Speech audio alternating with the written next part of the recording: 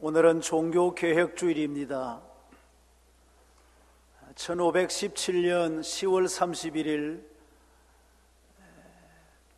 당시 신부였던 이 마틴 루터가 교황청을 향하여 95개 교회 반박문을 비텐베르그 성당 정문에다 붙이면서 개혁의 기치를 일으킨 지 496년이 되는 해입니다.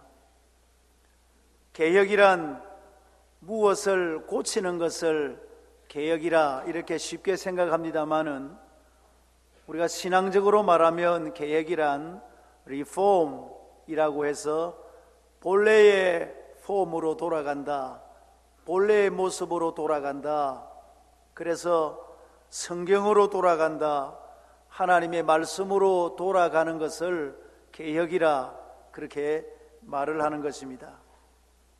오늘 이 시대는 참으로 개혁이 필요한 시대입니다. 더더구나 우리 한국교회 모습을 보면 정말 개혁이 필요한 시대가 아닌가 그런 마음을 가지게 됩니다. 지금 우리 한국 교계는 매우 혼란스럽습니다. 세계교회협의회 WCC 제10차 총회가 바로 이번 주 수요일부터 우리 부산에서 열리게 되기 때문입니다. 지금 한국교회는 이 문제로 말미암아 크게 둘로 양분되어 있습니다. WCC에 가입되어 있는 교단과 WCC에 가입하지 않은 교단과 둘로 나누어져 있는데, 물론 우리 교단은 가입되어 있지 않습니다마는 서로 양분이 되어서 나누어져 있습니다. 아마 우리 성도님들 가운데는 궁금하신 분들이 많이 계실 것입니다. 왜 이 문제로 한국교회가 시끄러운가? 찬성하는 집회도 하고 반대하는 집회도 하고 도대체 무슨 일인가?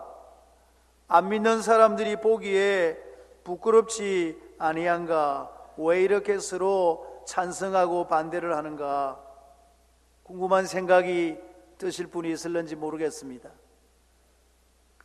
여러분이 세계교회협의회 WCC는 1948년에 세워진 그런 협의체인데 140여 개국에서 349개의 교단과 단체가 가입되어 있습니다.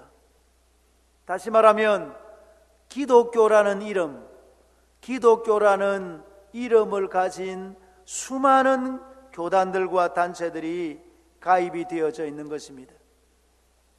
이 WCC가 처음에 만들어지게 된 배경은 제1차, 제2차 세계대전과 관계가 있습니다.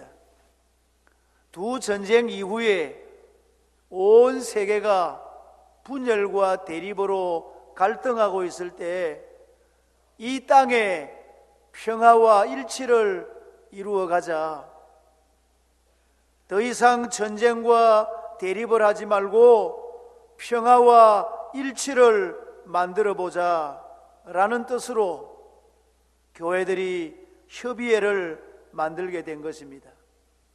이렇게 해서 이 WCC가 만들어졌기 때문에 시작은 아주 좋은 의미로 만들어진 것이라 하는 것입니다.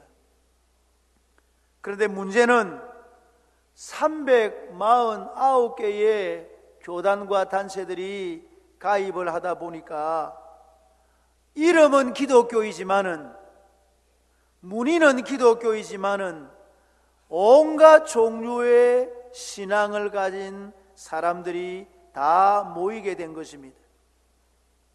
예를 들면 성경을 성경대로 믿지 않는 이런 신신학 교단들도 들어와 있고,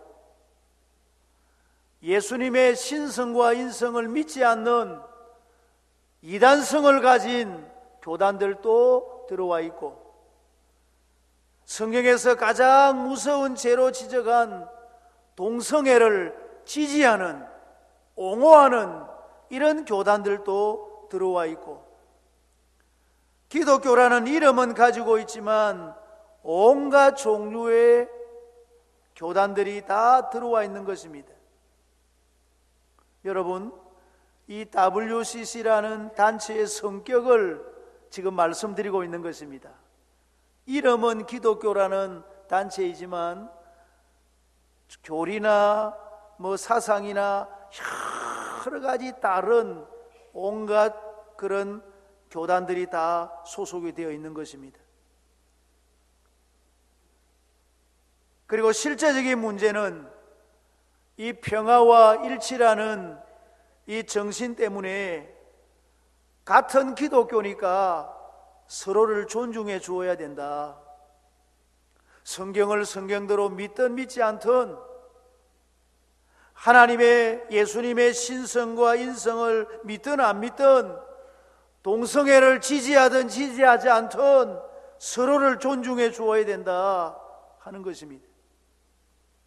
그리고 심지어는 다 우리뿐 아니라 타 종교도 존중해 주어야 된다라고 하면서 타 종교와의 대화를 강조하게 되었고, 그 결과 우리 기독교와 타 종교가 서로 혼합하게 되는 종교 혼합주의적인 성향을 띠게 된 것입니다.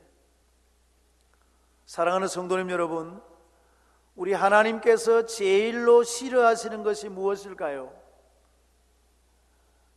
하나님의 계명 가운데 제일 중요한 계명은 십계명입니다. 십계명 중에서도 제1계명과 제2계명이 가장 중요한 계명입니다. 여러분, 제1계명 나 외에 다른 신들을 내게 두지 말라, 제2계명 우상이나 형상을 만들지 말고 절하지 말며 섬기지 말라, 이 두 계명이 말씀하시는 것이 무엇입니까? 나 외에 다른 신들을 내게 두지 말라, 이 말씀은 우리 하나님만이 유일한 하나님이시라 하는 것입니다. 우리 하나님은 절대적인 하나님이시고 하나님 외에 다른 신이 없다 하는 것입니다. 하나님 외에 다른 신을 믿어서도 안 되고 인정해서도 안 된다 하는 것입니다. 우리는 제1계명을 타협할 수가 없습니다. 하나님 외에 다른 신들을 믿어도 된다. 하나님 외에 다른 신들을 인정해 주어야 된다. 우리는 하나님을 섬기지만은 다른 종교는 자기들 신을 섬기니까 그런 모든 신들을 인정해 주어야 된다. 그렇게 우리는 제1계명을 타협할 수 있느냐 하는 것입니다. 아이고 목사님, 너무 그렇게 독단적으로 말씀하지 마시고 다른 신도 좀 인정을 해주고 다른 종교도 좀 인정을 해주고 서로 평화와 화해와 일치를 이루어 가야 되지 않겠습니까? 좀 다른 종교도 인정을 해주고 좀 이해력과 포용력을 가져야 되지 않습니까? 여러분, 이렇게 제가 말씀드린다면 여러분, 이 말씀이 과연 이 1계명이 말씀하고 있는 것과 1계명이 말씀하시는 그 말씀과 어떻게 되는가 하는 거예요. 우리 하나님은 나 외에 다른 신들을 절대 두지 말고 섬기지 말라고 하는데, 다른 종교도 이해해 주시죠. 뭘 그래요? 그렇게 말할 수 있느냐는 거예요. 우리가 다른 종교를 가진 사람들을 존중하고 그들을 사랑해야 되지만은 우리가 가지고 있는 이 제1계명의 신앙의 교리를 우리가 포기할 수 있느냐는 것입니다. 여러분, 제2계명이 우상이나 형상을 만들지 말고 절하지 말고 섬기지 말라고 하셨는데, 우상적인 요소가 좀 있어도 이해를 해 줍시다. 좀 형상적인 요소가 있어도 막 이해를 좀 해주시죠. 너무 그렇게 까다롭게 하지 말고. 여러분, 이렇게 말하면 이 말이 맞습니까? 오늘 읽은 이 본문의 말씀은 사사시대에 대한 말씀입니다. 모세가 이스라엘 백성들을 이끌고 나와서 이제 모세가 광야에서 죽고 여호수아가 그 백성들을 인도해서 가나안 땅에 들어갑니다. 여호수아가 12지파에게 가나안 땅을 다 분배를 하고 여호수아가 세상을 떠납니다. 그로부터 이스라엘의 왕들이 나타날 때까지, 열왕시대가 될 때까지의 약 350년의 기간을 사사시대라 그렇게 말하는데, 이 사사들이 나와서 백성들을 다스리던 그런 시대였습니다. 그런데 하나님께서는 여호수아를 통해서 이스라엘 백성들에게 명령을 하시기를, 너희는 이 가나안 땅을 다 정복을 해라. 그리고 그 가나안의 족속들을 다 진멸을 해라. 왜냐하면 하나님은 이스라엘 백성들을 통해서 우상을 숭배하고 있는 그 가나안 족속들을 심판하기를 원하셔서 그들을 다 진멸하라고 말씀하신 것입니다. 그럼 이스라엘 백성들은 하나님 말씀이니까 순종을 해야 되죠. 그런데 이스라엘 백성들이 그 가나안 족속들을 진멸했느냐 하면 진멸하지 않았습니다. 진멸하지 않았습니다. 왜 안 했는가? 그들을 보니까 그들이 철병거와 강력한 무기를 가지고 있으니까 싸우기가 두려운 거예요. 또 전쟁을 하려고 하니까 너무 힘든 거예요. 특별히 가나안 땅에 와서 이제 살기 시작해야 되는데, 이 이스라엘 사람들이 거슬러 올라가면 저 애굽에서 430년을 살고 광야에서 40년을 살았으니까 470년 만에 가나안 땅에 들어왔는데, 이 땅에 농사를 어떻게 짓는지, 곡식을 어떻게 뿌리며 파종을 어떻게 하며 경작을 어떻게 하며 어떻게 추수를 하며 매달 달에 뭘 농사를 지으며 모르는 거예요. 그러니까 이 가나안 사람들에게 물어봐야 농사를 지을 수가 있으니까 이들을 죽이면 어떻게 우리가 농사를 짓느냐 말이에요. 그래서 이스라엘 백성들이 그들을 진멸하지 않은 거예요. 하나님 말씀에 불순종한 거예요. 그 결과 이스라엘 백성들을 신앙이 가나안의 신앙과 혼합이 되어져 버린 것입니다. 하나님을 섬기는 신앙과 그 가나안 땅의 그 가나안의 신앙이 서로 뒤섞여 버린 거예요. 뒤섞여 버린 거예요. 종교가 혼합이 되어져 버린 것입니다. 그 대표적인 예가 오늘 읽은 본문의 말씀입니다. 여러분, 오늘 본문의 말씀을 잠시 보십시다. 1절에 에브라임 산지에 미가라 이름하는 사람이 있었어요. 2절에 그의 어머니에게 이르되 어머니께서 언천백을 잃어버리셨으므로 저주하시고 내 귀에도 말씀하셨더니, 어머니가요 돈이 많았어요. 언천백개를 가지고 있었어요. 그런데 이것을 잃어버린 거예요.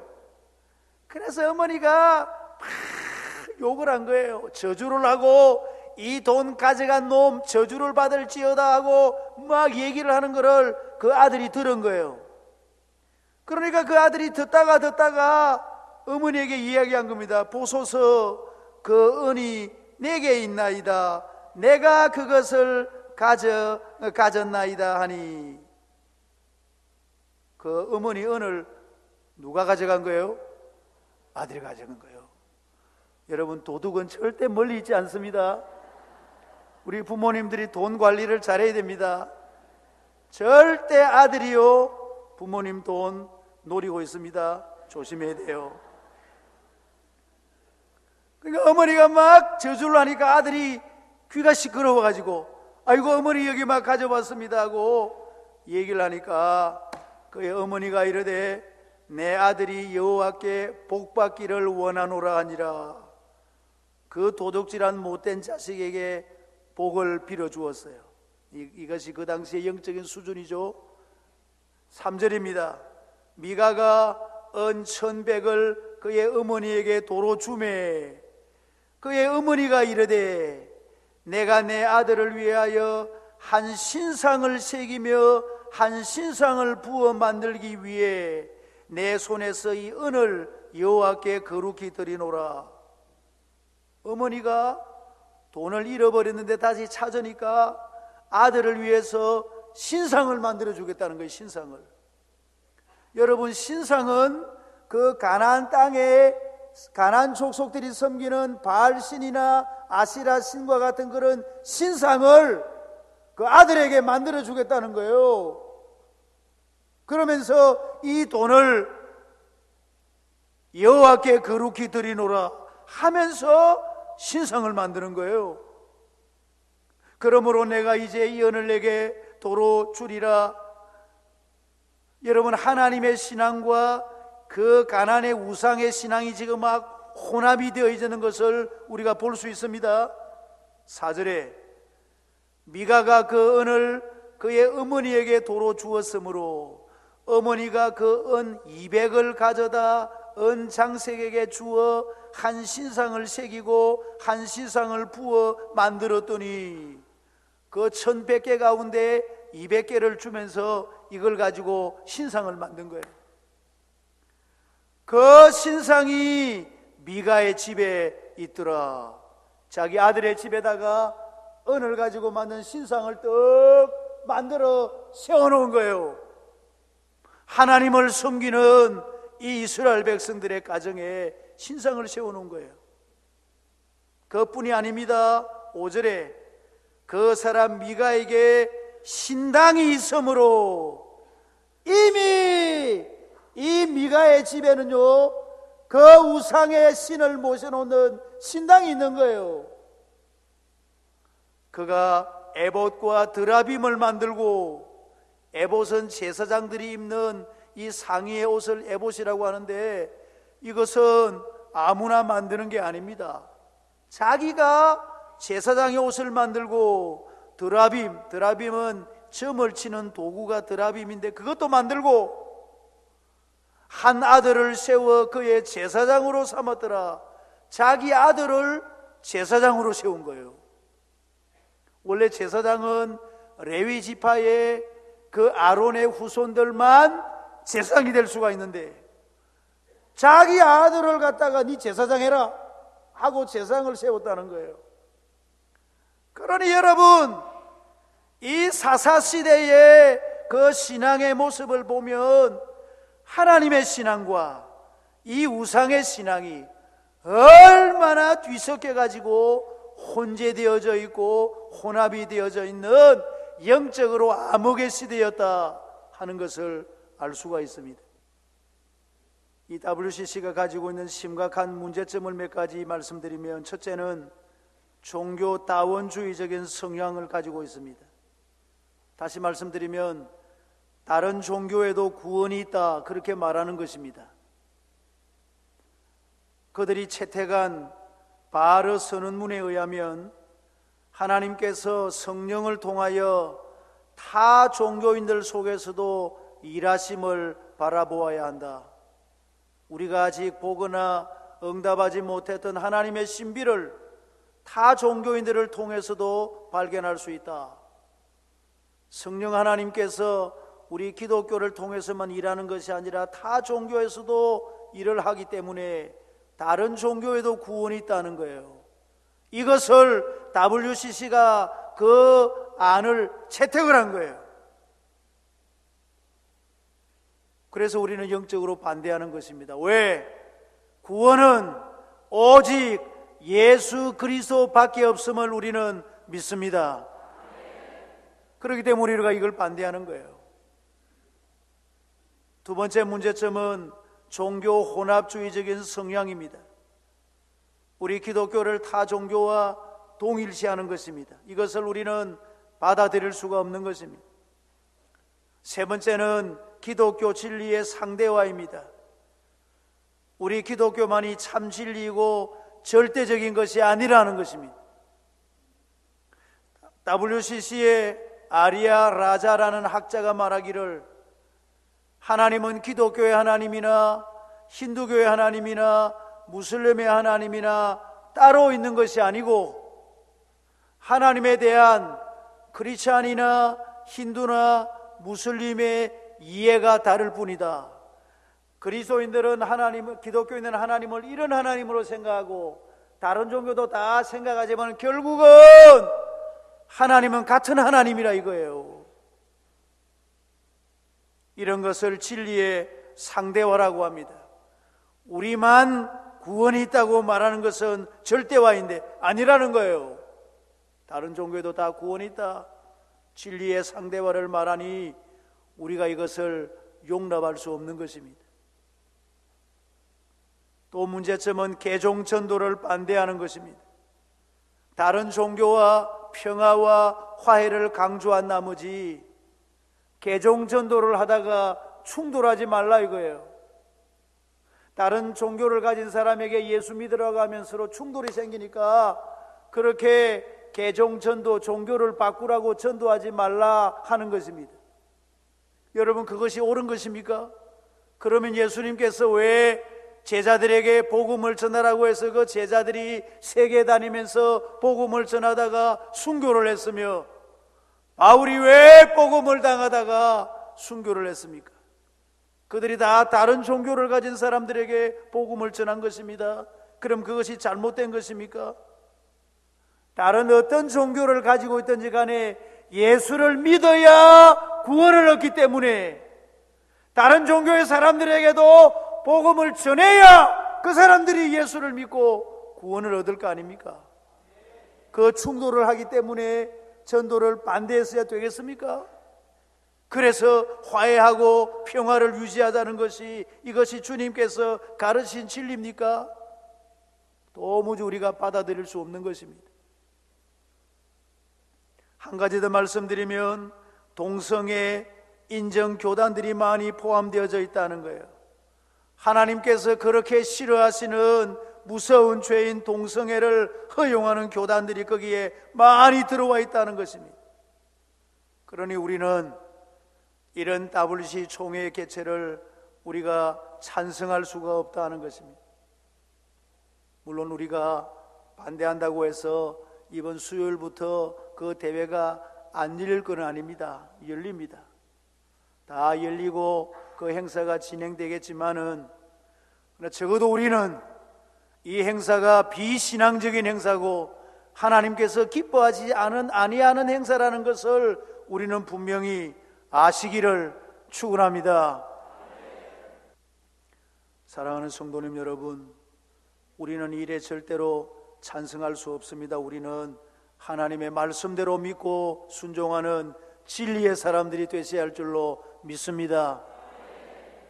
원하없는 것은 아무리 세상이 뭐라고 하고 아무리 다른 사람들이 뭐라고 해도 정신 바짝 차리고 우리의 신앙의 선배들이 물러주었던 하나님 중심, 성경 중심, 교회 중심, 그리고 순교 사상, 이 아름다운 신앙의 전통을 오늘 종교개혁주의를 맞이하면서 다시 한번 우리의 마음속에 분명하게 명심하시면서 어떤 일이 있더라도 하나님의 말씀대로 순종하고 살아가시는 우리 온 교회가 되시기를 주님의 이름으로 축원합니다.